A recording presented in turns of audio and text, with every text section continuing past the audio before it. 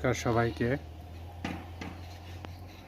যে স্থানটি আপনারা দেখতেছেন প্রায় 1.5 থেকে 200 বছরের স্থাপনা। এক জমিদার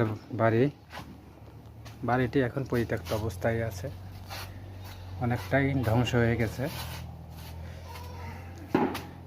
এই জমিদার 1947 সালে পরে ভারতে চলে যান সপরিবারে, সমস্ত প্রপার্টি রেখে। এখন এটি পর্যটন কেন্দ্র হিসাবে পরিচিতি লাভ করেছে।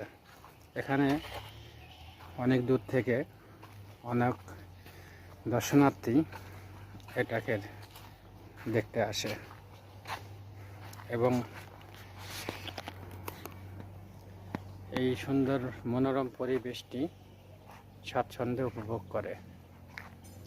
আশা করি আপনারা এখানে আসলে এই পরিবেশটি উপভোগ করতে পারবেন সপরিবারে। নমস্কার।